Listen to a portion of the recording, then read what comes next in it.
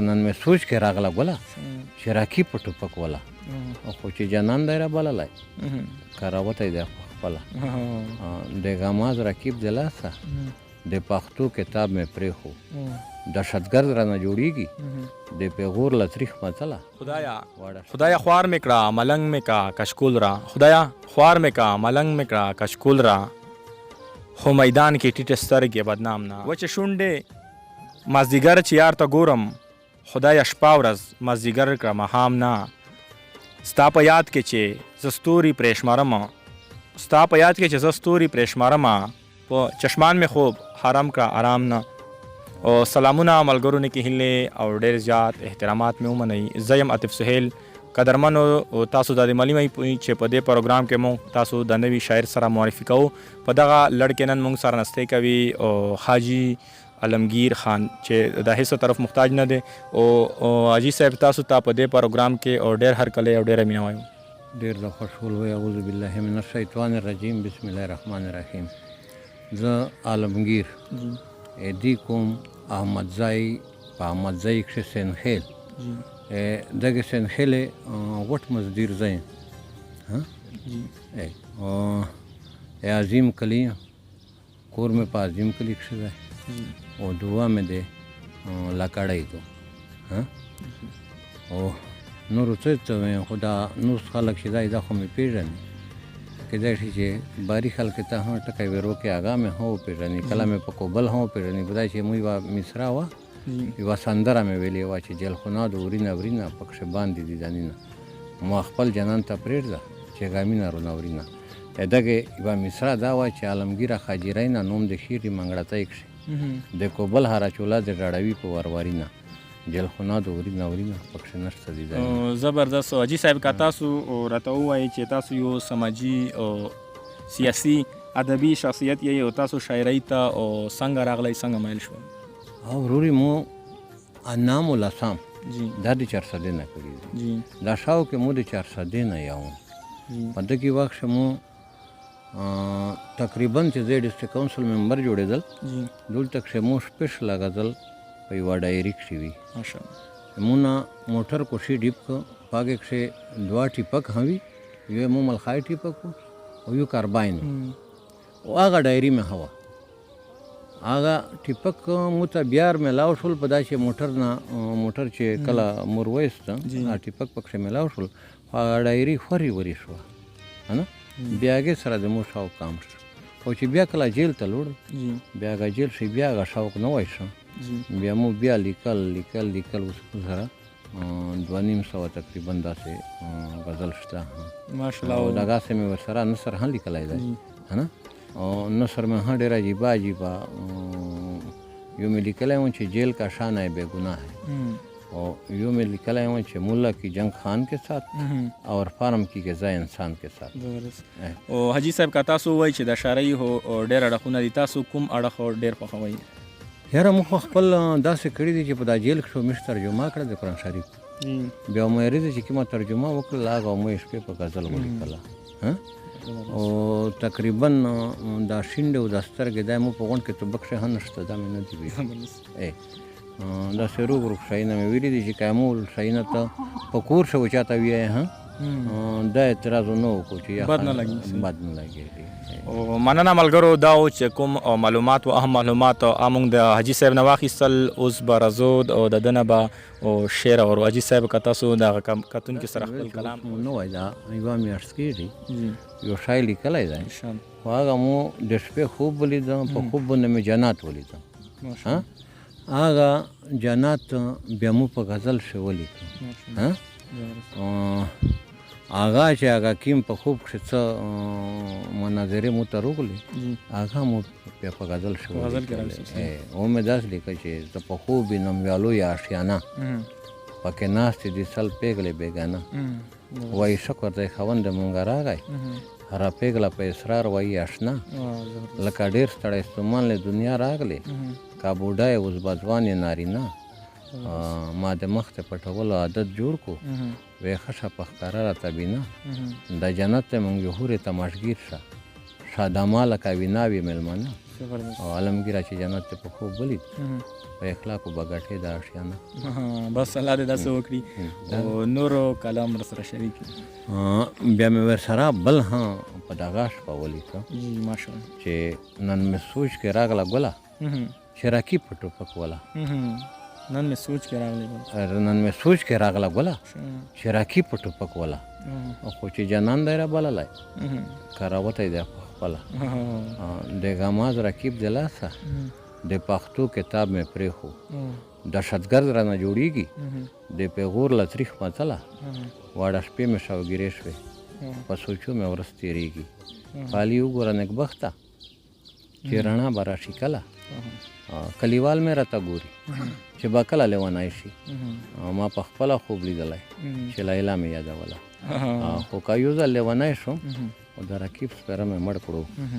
بیا به غږ وکړم په کلي چې که څوک غواړي بشکوله، که مې څوک مخې ته راشي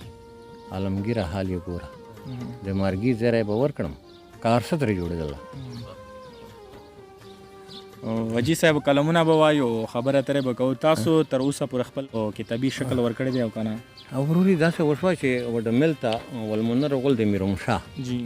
بیا زندي ته وویل پارس باندې باروم شوی یم، ډېر درین باروم شوی یم، اصلي ویلوړی په دا ډمل شي په دا ګالی شي. بیا ورته وویل چې زنډی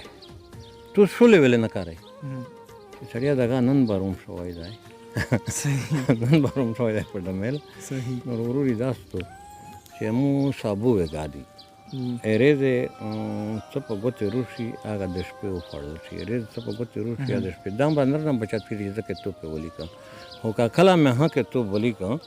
بیا دا ته هغې نه اندازه وخوله چې دا سړی په غړي شه شم ښه که نه. او که توپ ته دغه هسې کسه وطن کسه ولیکه یې نه شم. کله داسې وي چې مو په مرګي دا خلک ولیکي، او کله داسې وي چې زه خپل ورته بروبار شوی لیکم. بس انشاءالله موږ به کوشش کوو چې مرسته وشي سره څومره، او بس نور که داسې کلمونه تاسو ته یاد وي خپل؟ یاره وروري داسې و چې خو یو خو دا چې تو ووایې که نه چې خدای خوار مې که نسمن خو غلام نه، جی ډېر مې ستړی که ستومن خو ناکام نه. او یو دا دی چې دا هم یو شته دی چې شړنګول یې بیړی غواړم چې په هر قدم یې چم شي، دا سرکشه سر به مات کم که د بل په مخ کې خم شي. د صحرا ژوندون مې لاګي د سلګۍ جنون مې لاګي، شرمېدلې یاري څه که ږغریوان مجنون مې لاګي. کله شګې مې په سترګو کله ټک شي زلاړم شي، شړنګول یې بیړی غواړم چې په هر قدم یې چم شي. دا د شپېړې لیکول شای دی که نه. شړنګولی زنځیر راکه دروند قدم د وزیر راکه، چې مشغوري سلیمان یم د دیوانو اسیر راکه، لا منصور یم د مغولو که په حق مې سر قلم شي، شړنګول یې بیړی غواړم چې په هر قدم یې چم شي. شراب راکه شباب راکه شراب راکه، سمندر را محتاب راکه، زه په خپل عالمګیر یم عالم راکه گرداب راکه، چې کیسه مې خو غزل شي هره لوښه مې قلم شي، شړنګول یې بیړی غواړم چې په هر قدم یې چم شي. جی صاحب که تاسو خپل کلام ته کتابي شکل ورکوو نو تاسو چېرته او د خپل نوم انتخاب ورته کړی او که نه؟ کتاب ته مې دا کړی دی چې د دار ګلونه دا مو دا د تقریبا په دې کښې ډېر غزل چې دي دا د جیل دي، دا اشکې لشکې یو نیم پکښې باري دی، او دا اوس چې پسې ویاین د جیل نه چې وتلی دا باري دي. او هغه جیل والجواد دي که ډېر لرې پکښې لوټې ډېر لرې پکښې لوټې بیا د جیل نه وتی نه شي بیا و جیل پکښې لیکې خامخا. نو د دې کتابونو د اول غزل چې دی دا دی چې تا ته راځي بلې ګلزار ګلونه،